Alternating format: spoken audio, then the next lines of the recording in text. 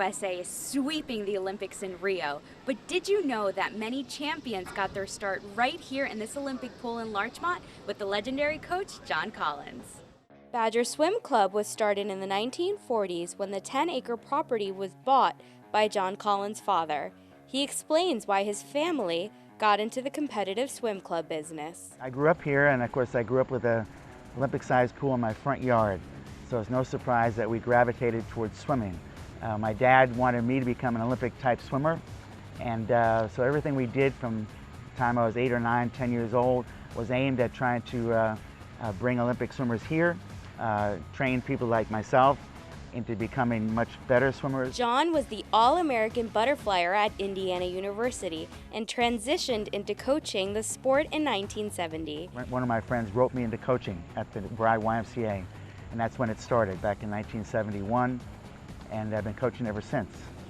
And since I was exposed to the best, the highest levels of swimming, it was a pretty normal procedure for me to take kids from Westchester and make them into Olympic-type swimmers. And beginning with Rick Carey in 1984, Lee Lovelace from Yonkers in 1992, and Christina Teuscher from New Rochelle in 1996 and 2000, we have a pretty good track record.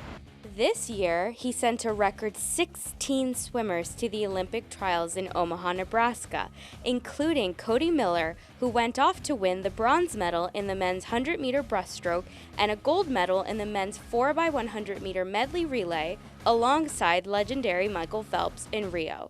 I asked John how he feels about seeing his swimmers competing in big meets. Well, as I said, I've always been in a big arena, and one of the things I always say is we don't want to be big fish in a small pond.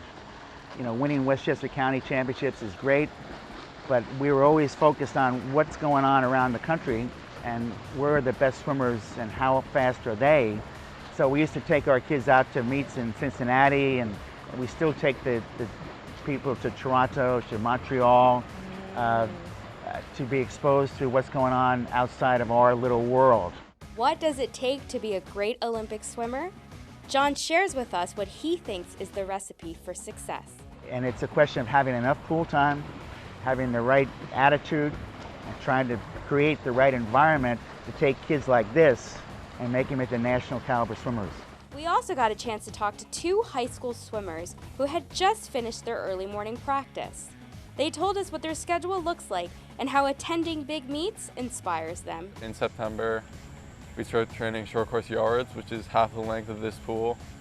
And it's about 6 months of training and then big meets. It's intimidating, but it motivated me a lot seeing all the really fast swimmers, because I really think I want to keep going so I can get to be that good. After speaking with Coach Collins and a few of our local swimmers, I feel so inspired to go for a swim myself.